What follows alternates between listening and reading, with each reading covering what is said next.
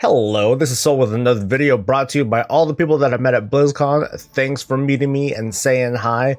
Glad to have done it. Today, I'm going to gloss over some of the highlights and the not-so-highlights of BlizzCon 2018, mostly covering WoW, but covering some of the other games as well. Consider this to be the intro of an entire series of post-BlizzCon coverage that I'm going to be doing. These are all going to come in the form of bullet points, and I'm going to put in my opinions a little bit here and there, and, well, I'm talking too much. Let's go. Let's go with the good stuff, starting with what we have to look forward to in the World of Warcraft Current Edition. Patch 8.1, the Tides of Vengeance patch, is going to come at December 11th, 2018. That's about a month from now. Perfectly palatable. And the following raid, the Battle for Dazar Allure, or Boda, well, that's going to come, quote, early next year, which could be anywhere between January 1st and December 31st. We had previews and a first look at patch 8.15, as well as a little peek at 8.2. So we get to look forward to all sorts of stuff, including finally Worgen and Goblin model updates, another dungeon or a mega dungeon, let me just read from the list, a kind of a mini zone with the Mechagon, the larger zone with Nazjatar, the lead up for the launch of the next raid against Queen Ashara, and we had some very cool cinematics, not just because they were cool, but they were so easy to meme. My mind's telling me no,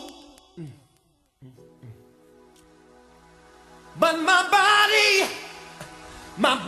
So as I goof around and make light of a serious lore situations, let's just move on to some of the other stuff. Zandalari Paladins will in fact be a thing, although it doesn't look like we're going to get a special paladin mount for Zandalari trolls, at least not that we know of yet. At some point, Wintergrasp is going to be an epic battleground. The Q&A was almost ruined by Chris Metzen suddenly just kind of showing up.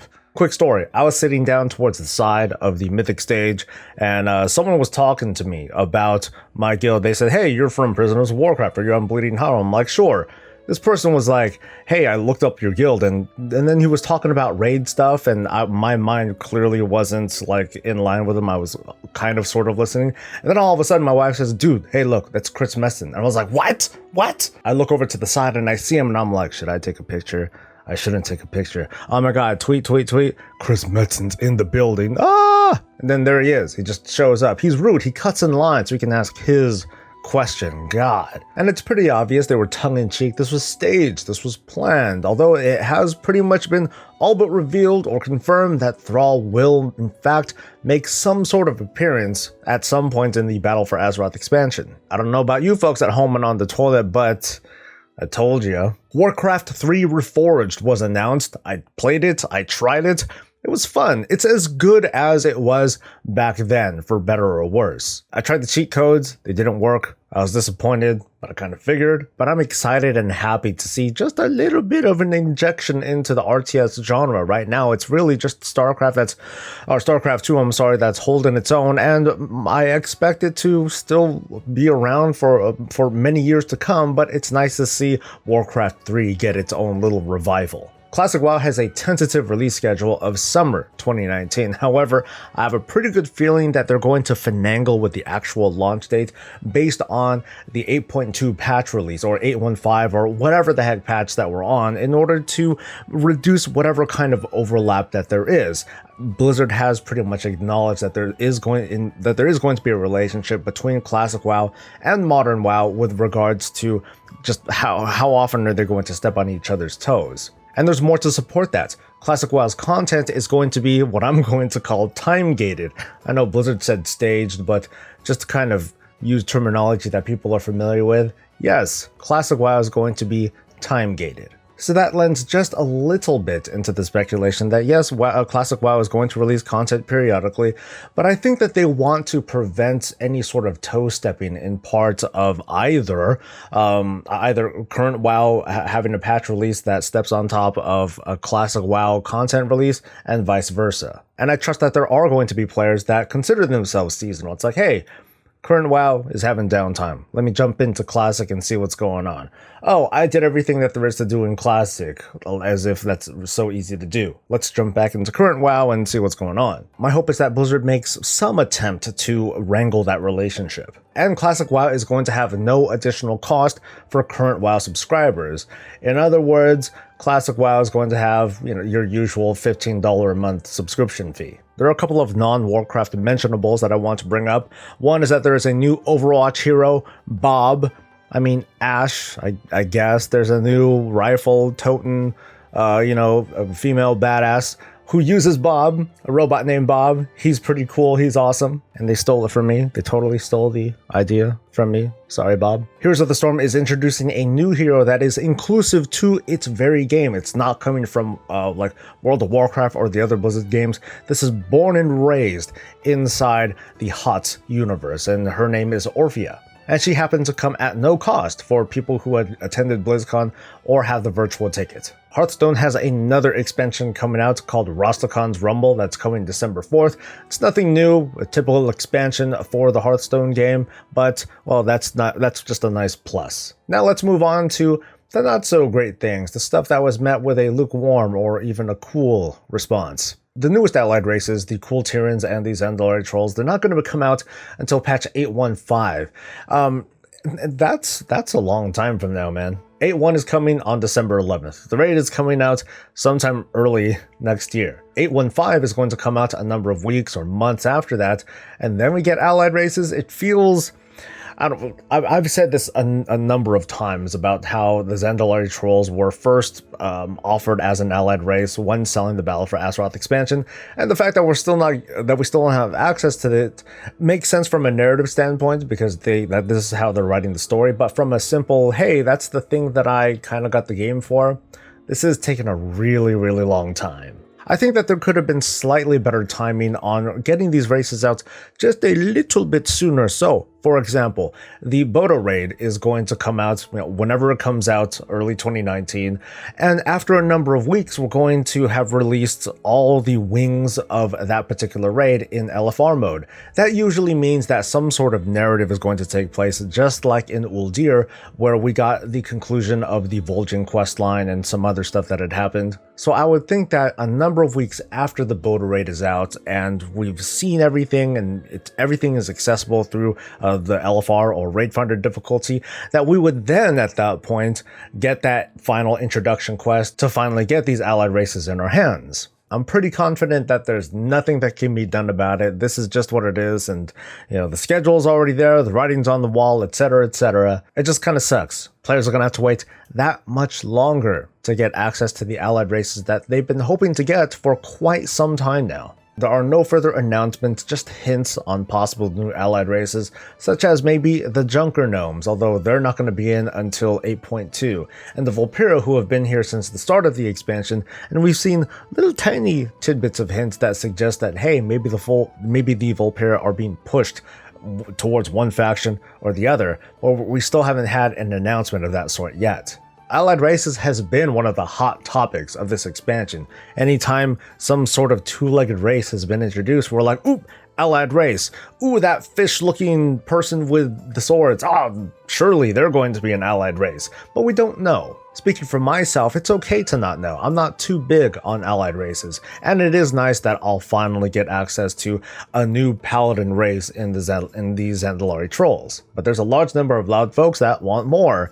Yesterday, it may not come. Blizzard made a recent announcement that the AI that is used in Island Expeditions is going to be readapted for, of all things, Battlegrounds, starting with Arathi Basin. In other words, they're going to make a comp stomp, which is cool, I guess, but it's not something that's, at least from my perspective, I don't think it's something that players have been clamoring for. It's like, wow, we really want to stomp the computer at Battlegrounds. You feel me? Yeah? Right, guys? Right? By contrast, while we are going to see heroic war fronts in the future, and I think that's going to be a very good thing, we're not seeing PvP war fronts, which is basically Battlegrounds, but a different kind of skin, but that's beside the point. Seeing something like an Arathi Basin comp stomp, it's like, okay, that's cool.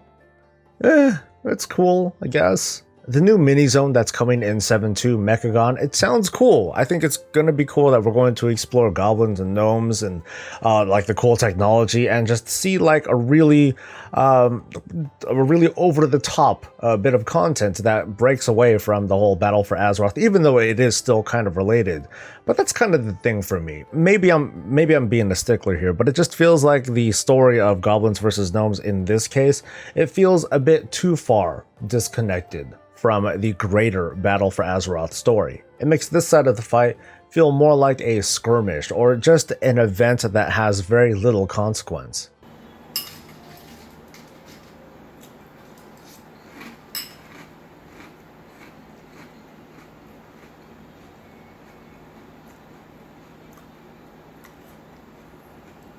It's fucking Fruit Loops. I was hoping for like Cheerios. I thought it was going to be like Cheerios. I want to say that there is absolutely nothing that I didn't like about the new cinematics that we saw in Lost Honor, as well as the Darkshore Warfront intro sort of deal with Malfurion and that little bit from the Thanos. I don't mind at all that these cinematics lean towards a kind of pro-alliance slant. I don't mind that at all. Hey, a cool cinematic is a cool cinematic.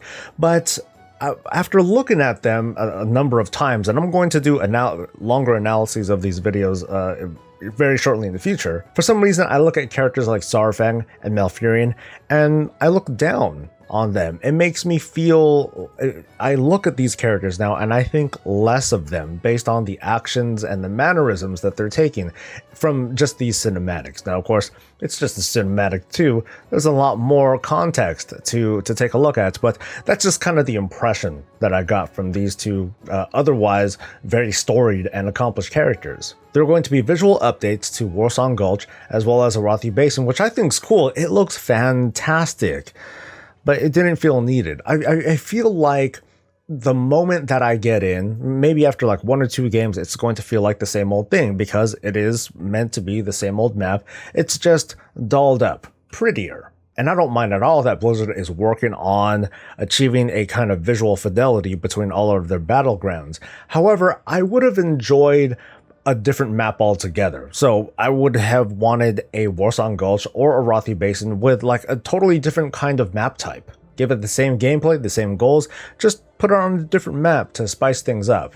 I think having more maps is better than having a visually remixed map that's still the same thing.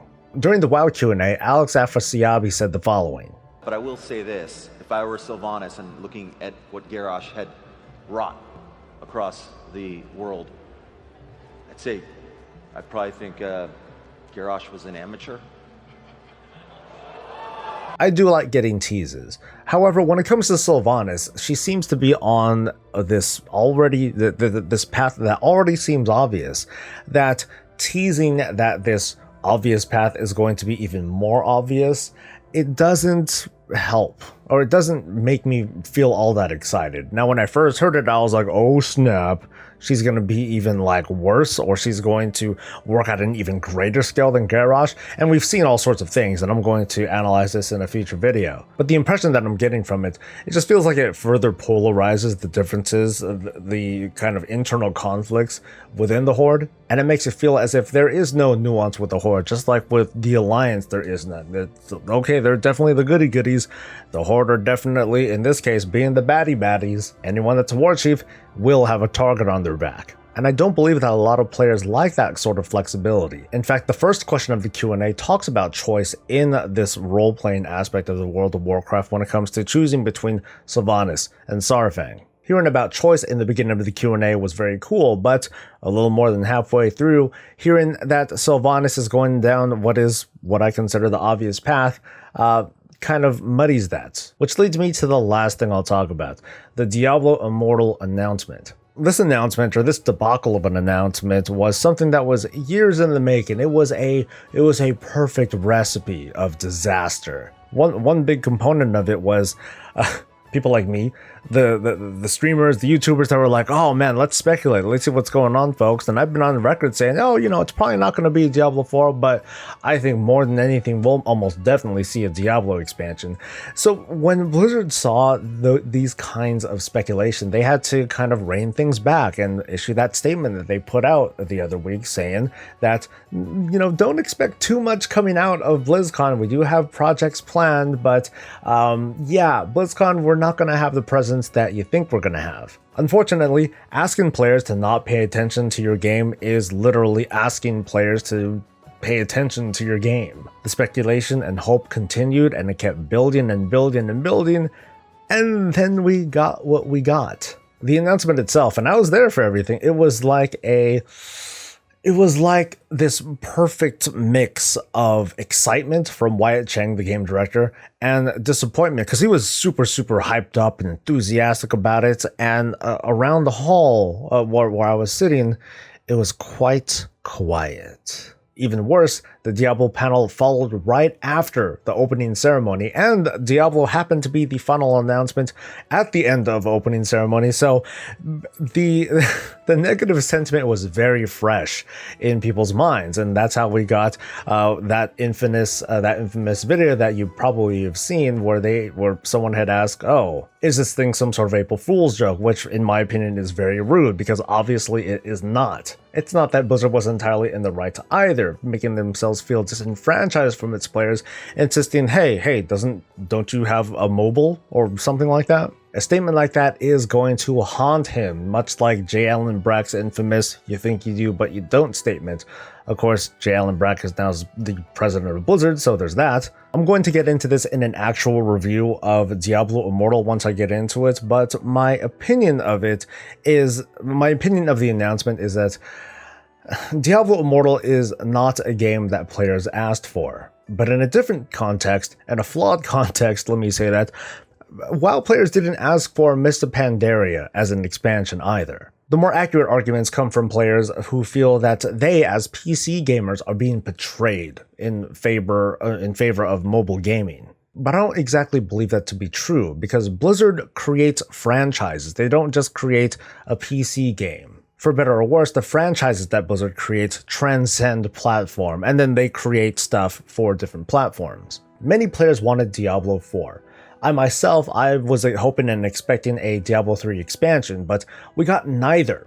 And that great buildup of excitement and hype was followed by this great disappointment, and that seems to be the source of this negativity and vitriol. Meanwhile, as for the game itself, I tested it twice, and it is a perfectly competent mobile action RPG. It's in the early stages. There are things that I like, there are things that I don't like. But again, I find it to simply be a perfectly competent game that, if it wasn't called Diablo, then it wouldn't be both so recognized and so hated at the same time, just because it's not what players expected it to be. So that wraps up my bullet points. I know I got a little bit more long-winded than I wanted to be, but, well, BlizzCon was a pretty big event, and there's just a lot of things to talk about. So throughout this week, I'm going to get in-depth with all sorts of things, like cinematic reviews and going over the big Q&A, some of the other stuff that's going on, more speculation, and other such things. So please follow me here on social media, like and subscribe to the channel so I can keep giving you more of this